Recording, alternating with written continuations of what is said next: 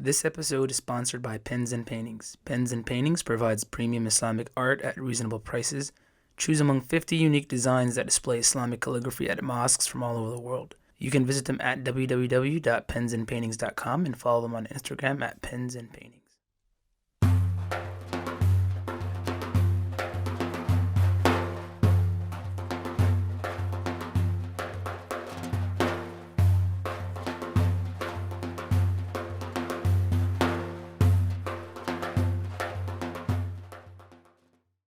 Assalamu alaikum. I greet you all with the greeting of peace. I'm your host, Basal Ali, and you are listening to the Muslim Founders Podcast.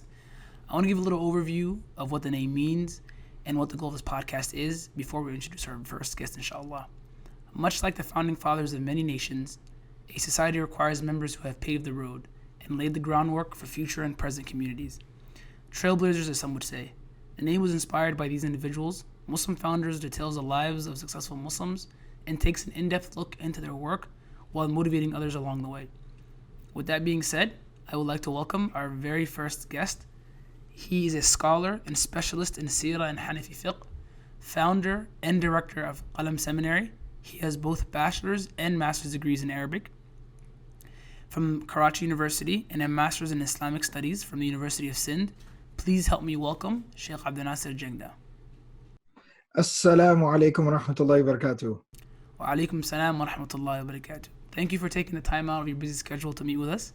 Oh no, my pleasure to be here, alhamdulillah. And when y'all reached out and talked about the idea, of course, obviously, I think that there's probably a lot more people that are worthy of being spoken to. But nonetheless, I appreciated the thought process and the inspiration behind it. And I wanted to, just be of any kind of assistance that I could. And we appreciate you just as much. Shaykh AbdulNasir, give us a little background of who you are and what led you towards the road to seek knowledge. Sure. I was born and raised in Dallas, Texas, kind of a suburb of the Dallas area called Arlington. Now, of course, everybody's kind of heard of it, especially because of the Cowboy stadiums in Arlington. So people kind of know about it. But when I was born here and I grew up here, it was basically a college town.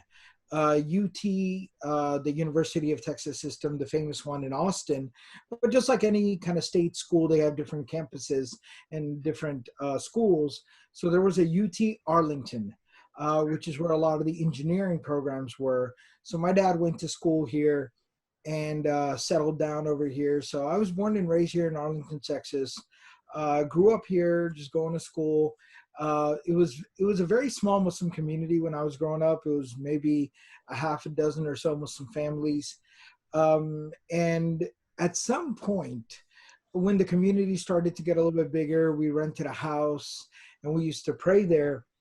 It was a month of Ramadan, and we had a graduate student from, one of the Arab countries, I think Kuwait or somewhere. And he was with us in Ramadan, and he was a hafiz and he was leading Taraweeh. And I became so mesmerized by that whole, experience. I was just so mesmerized by what he had the ability to do, recite the Quran from memory. I mean, Taraweeh would be an hour and a half long. And I just couldn't believe the fact that he was doing that from memory. I still remember when I asked my dad and he told me, yeah, that's what he's doing. I didn't believe him at first totally. Mm-hmm. So I had to see it for myself. So we were in this house, and like the living room kind of area was the main prayer area. They had knocked down a lot of walls, but it was there, and there was these huge like bay windows. So I snuck out of the musalla during Taraweeh, and I went around the house. And I came up to the window and I popped up above the window and I was staring at him, and he was standing there and he was reading from memory. And that from that moment on forward, I knew exactly what I had to do. And you were mesmerized. Yeah, I became obsessed with the idea. I got to memorize the Quran. I want to be able to do what he does. Now, how old were you at this time? I was 7 years old.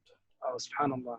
Really? I was 7 years old, and I would that's it. it just infected my brain. And I remember telling my dad, I want to be able to do what he does. That's amazing. And a couple of years later, a scholar, very great scholar from Pakistan, who ended up being one of my teachers and my mentor ultimately.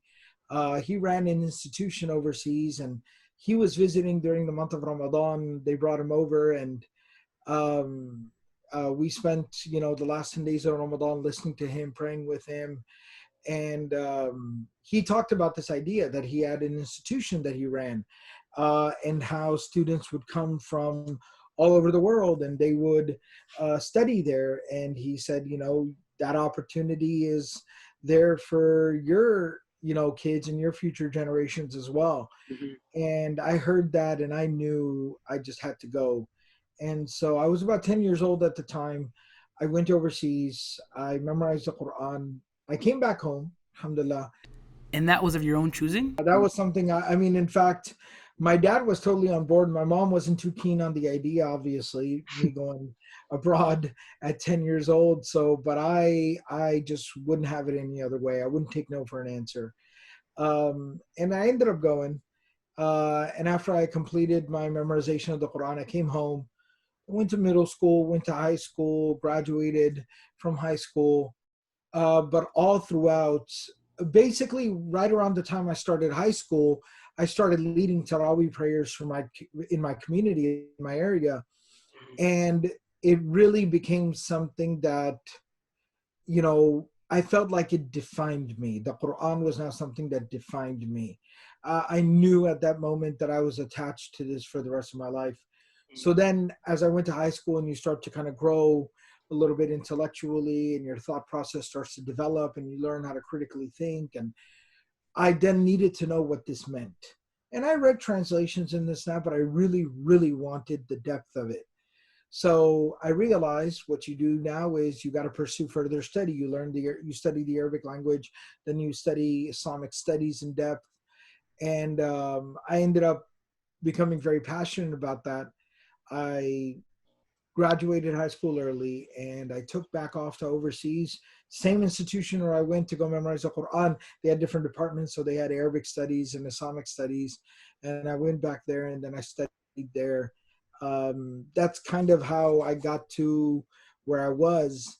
And that kind of how I got into the direction that I headed for the rest of my life. And so once I graduated my studies, finished my studies overseas, I was overseas for about 8-9 years, almost a decade. And then I came back and I settled back down exactly in the same neighborhood I grew up in. And, alhamdulillah, I've been doing work here since then, working in the community, working with youth, teaching, students at the Islamic school. And then the work just kind of, takes you in different directions from there. And ultimately it led to founding the institution, Qalam, where I serve, and then basically continuing to try to stay in the service of knowledge and Islamic education. So from an early age, you had a deep passion for knowledge and an unrelenting desire to seek it. Now, with every goal, along with it comes obstacles and challenges. What would you say yours were? So, when I came back after I had memorized the Quran and I came back home, there was definitely a tension. And the tension basically was there is something different and something very, there's something different about you. You have now been given something, you have been granted an opportunity, a gift, a privilege, an honor, and that requires a lot of a person. But it doesn't also change the fact that you're, 11 years old, 12 years old, 13 years old, right? And so you want to run around and you want to be dumb and you want to do what all the other kids are doing. But then in the initial few years, the Quran is something you review for the rest of your life, but especially those first few years are very critical when it comes to reviewing your memorization and not letting it slip. So making an hour every single day. Now, It might not sound like that much of a big deal, but we've all been, kids, and imagine you're 13 years old. You wake up in the morning, you go to school, you spend all day at school, you come home, you like to play sports, you're in some extracurricular activities, you're playing football, you're playing basketball, and then you get done with that, then you got your homework to do, then obviously you still live in a home and you still got a family, so you got you got to spend time with your parents, expect you to spend time with them, you got to do your chores around the house, and then you still want to maybe watch some TV or watch the game or play some video games and hang out with your buddies and hang out with your friends and all that kind of stuff. And was being a kid. what's that? So your biggest challenge was being a kid. Being a kid. And in between there's somewhere you got to fit in, this hour of like really serious, sit in a corner, like hardcore, like reviewing your memorization every single day and taking it very, very seriously. I even remember at that time, Ramadan was basically like around, I want to say it was like around the winter months. And around the time I was 13, 14, now I was leading Salat al-Taraweeh. Actually, I remember the very first time I was leading Salat al-Taraweeh, the Green Bay Packers were playing the New England Patriots in the Super Bowl. This was the only one Super Bowl Brett Favre won. And so the Packers were playing the Patriots in the Super Bowl. This is before the Patriots were the Patriots. Okay. Before Bill Belichick and Tom Brady? Yeah, way before Belichick and Tom Brady. Belichick was actually an assistant coach on that team, but or no, actually, I don't think he was with Parcells at that time. So, I remember that Super Bowl was during that Ramadan, and I was leading Salat al-Taraweeh. Now, when you lead Salat al-Taraweeh, especially for the very first time, I mean, I still had school, so school was going on. Basically, I'd wake up, so it's Ramadan, so you wake up at suhoor time, and you eat suhoor and you pray Fajr, and then there's like 2 hours before you got to leave for school. Like you pray Fajr at 5 a.m., 5:30 a.m., or 6 a.m., since it's winter time, but you ain't got to leave for school until like 7:45 or something like that, or 8 o'clock even. But so you can usually get a little nap in or get some sleep or whatever it is. I had to read for those 2 hours, and then I go to school and you get back at 4, and I would basically have to read from the minute I got back all the way till iftar time, because I got to go lead Tarawih for a group, for the whole community. I can't be up there making mistakes. Mm-hmm. And then I have to go actually there. I get there 20 minutes before Isha. My dad drives me there, and then pray Isha, lead the Tarawih prayers, then the Witr prayers. I'm like the first one there, last one out. And I remember the day it was the Super Bowl, I wanted to watch the Super Bowl so badly. I actually liked Brett Favre a lot. I was a Cowboys fan, born and bred, bleed blue, but it didn't change the fact I wanted to watch the Super Bowl. Mm-hmm. And I couldn't. I had a job to do. So that was probably during that in-between period. The biggest challenge was, just the natural part of just wanting to be a kid and do stuff kids do and teenagers do, and just kind of have that whole experience, but having this responsibility, managing that before you have the full maturity to comprehend that this is not just a responsibility. It is, but it's also a humongous opportunity and a profound gift and a blessing. But during that time, probably 11 to 15, that was the big struggle. I love how you said it was a profound gift, and that pretty much kept you grounded and focused. So moving on from that, talk to us about your life coming back the second time around and what you've been involved in. So once I got back the second time around, spending a decade studying Islam further and being mentored by teachers and people who have dedicated their lives to furthering Islam and the knowledge of Islam and serving the ummah, serving the community, serving Islam in remarkable ways, um, being mentored by them. Now there was very much this idea and concern of, I have to live a life of service. I have to find a way to contribute in a meaningful and an honest way. And so that was the focus from that point on. But once again, the human element kind of comes back into it. At that time when I came back, I'm in my mid 20s. Um, I want to settle down. I want to have a family. I want to be able to provide for my family. I want to be able to alleviate some of the burdens of my parents and be able to serve them. So now it was about managing that whole dynamic of, how do I serve? Also, second time I came back around, I came back home. It's like I was coming back, but that was 2002. So that's 18 years ago. So it's a long, long time ago. And so the community wasn't even that developed and that sophisticated where it is now, where it's like, again, not to say it's not difficult now, but there's a lot more opportunity. Those opportunities didn't even exist. And there wasn't a lot of the very new, exciting developments that we have in the community, all these new ideas, all these new initiatives, all these new projects. A lot of this didn't really exist. And so it was about finding a way to contribute, but at the same time, still finding a way to be able to establish myself as a person and have a family and serve the family that I did have. And so there was obviously a lot of struggle and a lot of tension there. So did that lead you to, because I know Texas, especially the Dallas area, has a large concentration of Muslims, primarily of Desi and Arab descent.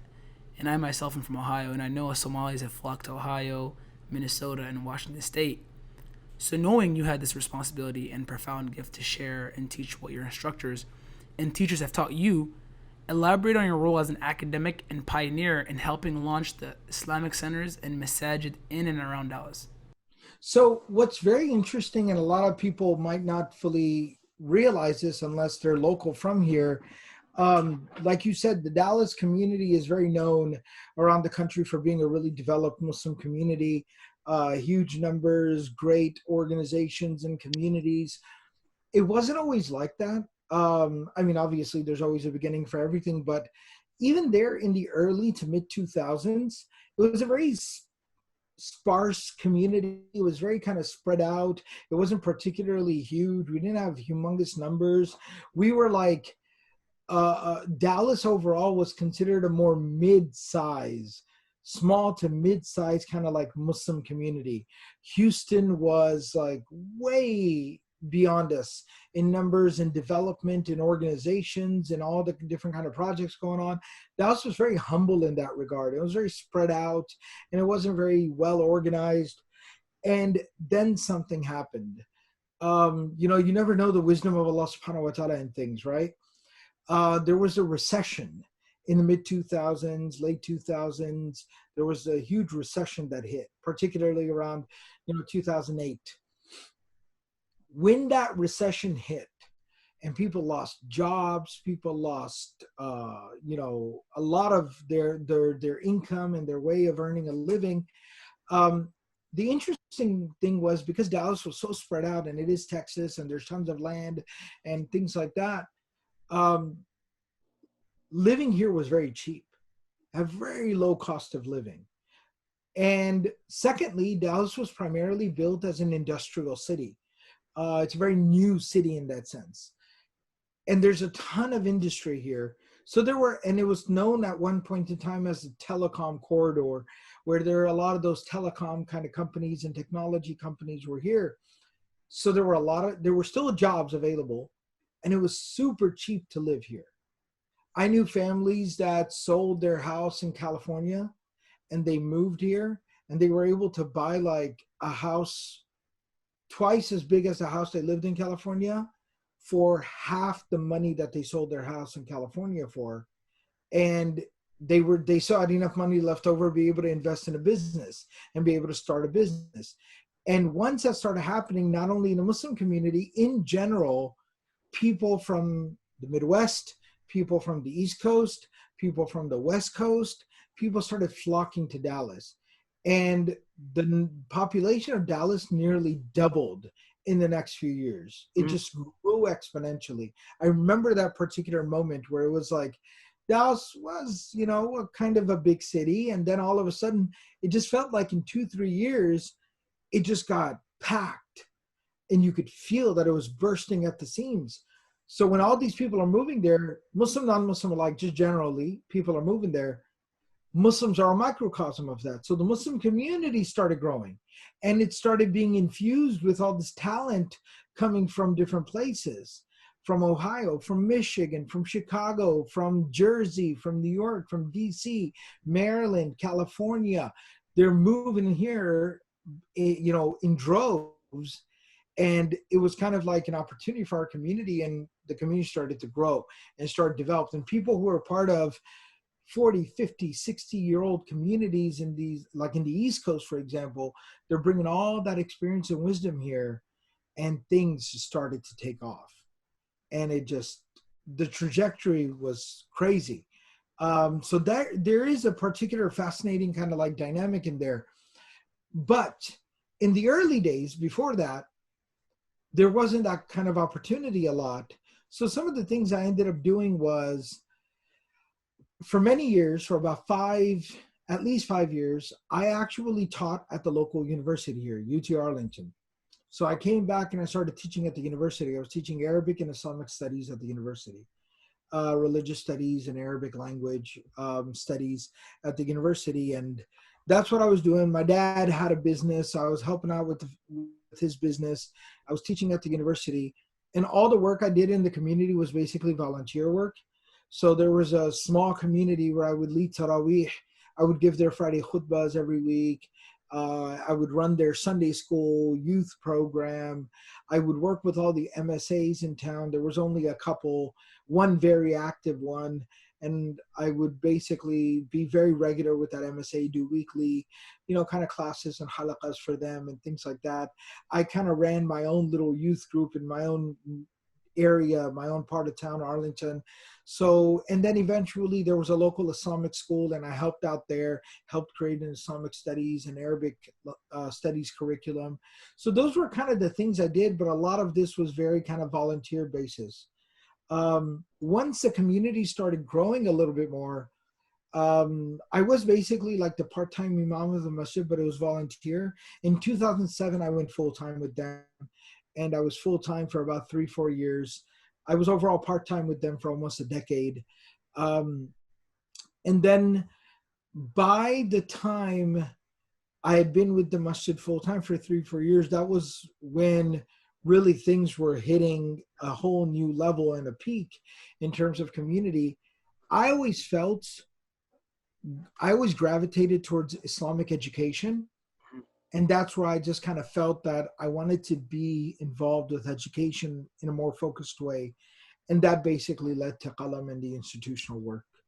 So you were already involved in the work of da'wah, and the timing of the recession and the flocking in of people wasn't a recipe for disaster, but one of success. While on the topic of academia or seeking knowledge, what are your thoughts on the importance of Islamic scholarship?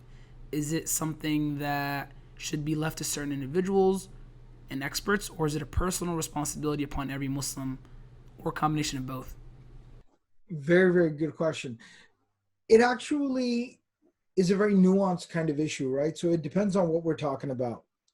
When it comes to like very nuanced matters of Islamic law, fatwa and fiqh, and figuring out, like right now, what we're dealing with and trying to figure out what exactly is the Islamic code to navigate the nuances of this whole situation that we're in. When it comes to those kinds of things, obviously that is the domain of experts, right? People who have spent a decade, plus studying it, then have spent another decade or so researching it and serving that knowledge even further. Of course, for those matters, we're going to have to go to them. It's just like any other thing. You have to go to the specialist to handle very special situations. However, there is a general area of Islamic understanding and Islamic knowledge that is necessary for each and every single person to empower themselves with. And there's two types of things they're in. There are very technical matters.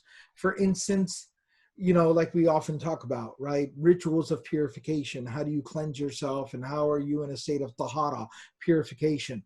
Your daily prayer, your fasting, your reading Quran, your worshiping, giving your zakat, knowing the very basic fundamentals of halal and haram, what is okay to consume, what is not okay to consume.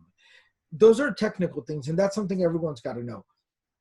The second thing, though, that everyone has to empower themselves with and has to really be active, proactive in acquiring is also a general understanding of the philosophy and the principles of our religion, so that they can live an ethical and moral life. They can live a life that is very in tune with how the Prophet, peace be upon him, lived his life. They can live a life that is pleasing to God and to their Creator, to Allah subhanahu wa ta'ala. And for that second part of it, there are two things that I emphasize. And I don't emphasize, that have always been emphasized. The Prophet sallallahu alaihi wasallam emphasized it in his farewell sermon. Number one is the meaning of the Quran. And again, there are nuanced things, right? Like I have this big old book in front of me right here. This is a tafsir book. I teach this to our third year seminary students. But this gets into a lot of nitty gritty stuff, a lot of nuanced kind of stuff. But I'm not talking about that.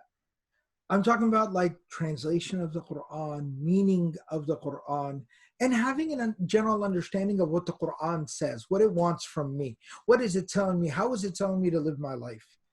And secondly is the life of the Prophet, peace be upon him, what we often call the Sirah, the life and times of the Prophet sallallahu alaihi wasallam. That's very, very important, because again, that gives you a roadmap of how to live your life. It actually gives you a very tangible example in front of you, the example of the Prophet, peace be upon him, how he handled difficulty and hardship and different kinds of situations, good times and bad times, how we navigated all of them. So that's something that is necessary for each and every single Muslim. And so that cause of education needs to be furthered. However, going back to the first thing, and that is there are going to be nuanced issues that we're going to need specialists and experts in regards to. Well, those people aren't going to materialize out of thin air. They're not going to fall out of the sky. Right?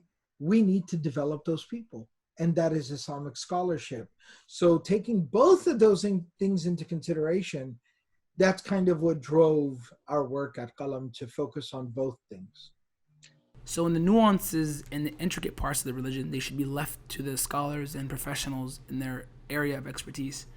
At the same time, there's a personal responsibility upon every Muslim to get to know their Lord. While on topic of responsibility, we mentioned Qalam a few times. What is Qalam, and what is its purpose? Yeah, Qalam is what the name that we give our effort. And our effort is basically to provide people with a nurturing, holistic, transformative Islamic education that is built upon the sacred foundation. So we basically approach it with three things. There is the understanding of the religion properly from the sacred sources, Quran and the life of the Prophet sallallahu alaihi wasallam. Number two is making sure that that knowledge is delivered in a way where it encourages and it facilitates development and transformation, bettering of the person. And thirdly, that it actually nurtures the soul and makes it so that that person not only grows themselves and they themselves better their own condition, but then they can actually transfer that benefit to other people as well. When did you start Qalam? So Qalam has been around at this point now for almost about 12 years. MashaAllah. So over a decade. who is eligible to attend Qalam? Because I know as a listener interested in this discussion, I'd want to know if there's a certain level of knowledge I have to attend, or if it's only for a select group of people. So what we decided to do was, because, and this was something that was really, ingrained within me by my teachers and mentors, and I saw this present in our Islamic tradition as well, and that is Islamic knowledge, the understanding of the religion, and benefit and development spiritually is something that is not exclusive to any one group of people. And we kind of see that different people are different points in their lives, have different things going on, and have the ability to engage in different capacities. Some people who are meant to serve the religion full time and be at the service of the community and the religion, they need to study full time. So we have a seminary where people study for 5 years full time and come out on the other side ready to serve in a scholarly and leadership capacity. But then we also understand that there are some people who will continue learning and studying their religion and contribute as much as they can to the daily kind of, or rather, certain needs in the community, like giving khutbahs at certain places, or working with the youth group, or giving structure to the weekend school and things like that. So they come and they study with us full time for 2 years. There are still some people who want to start to be able to intellectually engage with the Islamic tradition and knowledge. They come and study with us for 1 year.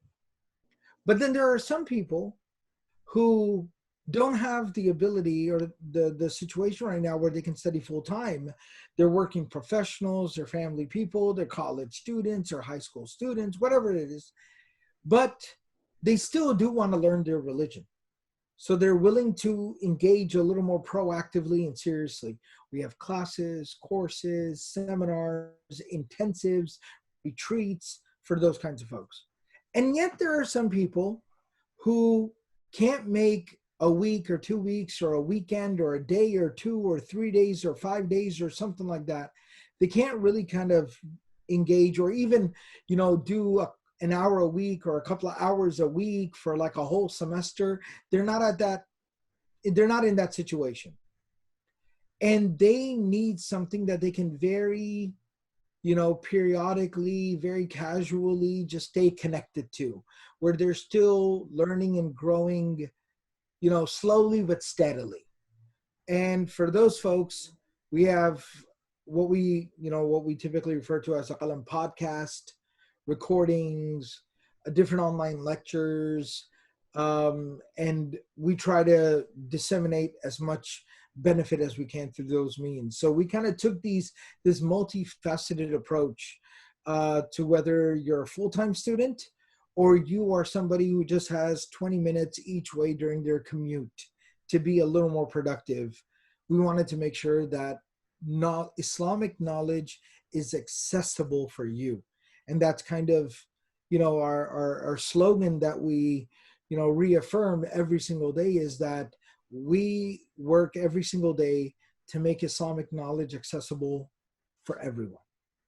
From teaching Muslims through your podcast on their way to work or to developing the next scholar of our time, it sounds like Qalam is well equipped for any learner. For listeners who are interested in finding out more or just to reach out, how can they do so? Absolutely. Qalam.institute. If they go to qalam.institute, they'll find all the information there. And from there, you'll be able to navigate to whether you want to listen to a podcast or you want to take an online class, or under, inshallah, normal circumstances, you want to attend a seminar or an intensive or a retreat, or even get more information about the full-time studies at Qalam. Perfect. That brings us to our last talking point. We started out with your life story and passion to learn the religion from the age of 7 until now. Then we discussed the personal responsibility on every Muslim to study this deen. The central theme seems to be Islamic scholarship. Now, stepping away from knowledge and more towards spirituality, especially with the pandemic we're experiencing, things are harder. I'm sure Qalam Institute is probably practicing social distancing right now. Universities have made classes online. Many businesses have shut down. Talk to us about the effects of the pandemic on things like Islamic congregational activities such as Jum'ah prayer, closures of masajids, Ramadan, and janaiz, or funerals, and how Muslims can stay anchored and spiritually strong during these trying times. Very good. So once again, there are two kind of components to this. There's the technical component, and then there's the spiritual component. When it comes to the technical components, there are certain realities that we are dealing with and facing. The spread of the virus, it's a full-on pandemic, and how quickly and rapidly it is spreading and can continue to spread. And that necessitated some very drastic measures and drastic actions, globally speaking, for everyone. And we are no exception to that. So that resulted in certain technical issues and adjustments. Like, for instance, congregating in the masjid for prayers. That was something that would very directly be problematic. And it's something that would be very irresponsible and dangerous. So now that required us to figure out, okay, well, how do we navigate that? Because daily prayers, congregational prayers, congregating in a masjid is all very important. But there are still options there. But when it comes to something like Jumu'ah prayer, then upon adult males, that's something that is mandatory to physically go and attend. So now we had to start adapting and understanding that this is a very dire circumstance, and we are going to need an alternative approach here. Like you said about Ramadan, it is pretty evidently clear. And again, everything's in the hands of Allah. We pray for something miraculous. Mm-hmm. But if things kind of are going to continue on the trajectory that they seem that they are, then Ramadan is under the same kind of circumstance and situation. So once again, understanding the technical issues here, that fasting is something that we don't physically need to be any one place or another. We don't necessarily need to be congregating together to be able to fast. And even when it comes to something like the Tarawih prayers that are done in our mosques, that are done congregationally, they don't necessarily have to be done in that way. And so now it goes back to an issue of knowledge, looking at the life of the Prophet, peace be upon him, looking at his companions, may Allah be pleased with them, and seeing the fact that they actually, a lot of them did pray their own Tarawih prayers with their families at home. And so now taking that knowledge and distilling it to the community, so it creates a sense of confidence and comfort within the minds and the hearts of the community that we totally can still be Muslim, and we can absolutely practice our deen and religion, even in this very dire situation. You mentioned the thing about janaiz, funeral procedures in Islam. That is a very, very standardized process that Islam has given us. What we're basically finding out is the body is washed, but we understand that washing is very ritualistic. The purpose of washing the body isn't to clean the body. The purpose of washing the body is to honor the deceased. It's very symbolic. It's very ritualistic. So, and that's why we have it in the Islamic tradition that if you don't have water available, or you're not able to use water for whatever reason, like for instance, let's say the deceased was a burn victim, right? And where maybe using water would cause more deterioration and damage to the body, then you're allowed to do something like a tayammum. And if that's not even available, then you have no choice but to forego that step. We put a shroud. But what they're doing with the bodies right now is that they are kind of sealing them inside of these bags. And again, as long as the bag is not transparent, it basically replaces that normal shroud that a Muslim would have. The janazah prayer. Typically, we bring the janazah to the mosque, to the masjid, and we have a huge congregation. But what we understand from Islamic law and from numerous, traditions, Islamic traditions, is that even if one or maybe two people are able to perform the janazah prayer for the deceased, the right of the deceased has been fulfilled. And so now we understand that they're allowing a handful of people to be able to participate, they bring the janaza, the deceased, they bring them straight to the cemetery where they're going to be buried, and you can do the janaza there, and that's allowed. And then the burial itself, the deceased is being put into the ground, and that part of it is pretty standard procedure. But nonetheless, the point is that there's a lot of these contingencies that are built into our Islamic tradition, Islamic law. It's a matter of knowing it and then researching it and then synthesizing that research in a way where medical professionals, families, and communities can understand that research and then basically delivering it to them. So, along with the help of our medical professionals and scholars, our faith has an answer for this. You mentioned some of the early companions of the Prophet ﷺ, and he himself would pray Taraweeh in their homes. I think now would be a great time to go back and visit these moments in their lives. And we know the benefits of praying in congregation. When we pray as a collective, we encourage one another.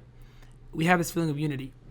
Now, on the topic of Salah, I know you taught a course called Meaningful Prayer a while back. It was about the vocabulary and linguistic beauty of Salah. How can Muslims feel the sweetness of prayer and retain the drive in mandatory and optional prayers like Taraweeh in their homes during this pandemic? Absolutely. So, like I was saying before, and you highlighted it, there are two components to this whole scenario, right? The technical, which we kind of talked about, and then the spiritual. And like you said about the spiritual component, we are limited to our homes. We're not able to congregate. And like you said, a lot of times you feed off the collective energy. There's somebody leading the prayer who is a lot more well-versed in the prayer than maybe I might be. And I'm able to also kind of feed off of that person's energy. And now all of a sudden we're kind of like limited and regulated to our home. So like you said, how do we go about in making that meaningful, making the ritual spiritual, making what can be mundane very, very meaningful? How do we go about in doing that? And you referenced a class and a course that I taught in over 100 communities across the country a decade ago. It was called Meaningful Prayer. And the idea was exactly that. And one of the key things I realized, and it's not rocket science, it's very obvious, but one of the key things I recognize, and I would always give this analogy and example. If somebody's listening to this conversation right now, we've been talking for quite a bit of time, and they're still listening. And if you're still listening, even though we've been talking for a while now, the main reason why you're still listening is because you understand what we're saying. So you're able to follow the conversation and engage with it and, stay connected to it. But imagine if we were talking in a language you did not understand. If we were talking in Arabic and you don't understand, we were talking in Farsi, in Persian, and you don't understand Farsi. I mean, how long could you listen to that? Not very long. Not very long at all. And you'd be checked out right away. So think about our prayers now and how we have so much trouble staying focused. A big part of it is because I don't even know what I'm saying. I don't even know what I'm saying. I'm just reading something off of a sheet, except I ended up memorizing that sheet. So now I'm just reading it off the sheet in my head. But I don't actually know what I'm talking about. But the moment we start to understand how powerful it is what we're saying and how we're directly conversing with God, with Allah, it's a game changer. It absolutely changes the experience. So that's one of the spiritual recommendations I would give to people is this is the ideal time to go to that list, that to-do list, that checklist that we've all had, that bucket list, whatever you want to call it. That list that we've all had for a very long time where I want to read the translation of the Quran. I want to learn the meaning of these surahs. I want to start to understand what I'm actually saying in my prayers. And it's very, very easy and it's very doable. Somebody might say, well, that's ridiculous. What do you mean it's easy? It's super difficult. And how dare you say it's easy, right? I can only say that it's easy because Allah said it's easy. وَلَقَدْ يَسَّرْنَا الْقُرْآنَ لِلذِّكْرِ. Allah said we facilitated it for the purpose of remembrance. Or is there any of you that will actually remember and will engage with the meaning of what is being said? So I think people find it very, very doable, very practical. It's just a matter of engaging. And that goes full circle back to what we started with, how there's a personal responsibility upon all of us to learn our faith in order to live a more meaningful life. And what better time than now to be able to do that with the free time we have. And may Allah make the affairs easy for those of us, Muslim and non-Muslim, who have been directly affected by this pandemic, whether from being sick or losing their jobs. Absolutely. Shaykh AbdulNasir, thank you so much. May Allah subhanahu wa ta'ala reward you for coming on and sharing with us your story and helping us Islamically navigate and maneuver around these trying times. Thank you. Thank you very much for creating the forum to have these very cool conversations. And, you know, mine is not as cool as some of the others are going to be, but I'm really excited and looking forward to listening to all the other amazing conversations with all the great folks, mashallah, who've really, like you said, you know, in the introduction, who've really kind of trailblazed and really created, you know, these amazing, you know, precedents within our community. So I'm super excited to, inshallah, keep listening.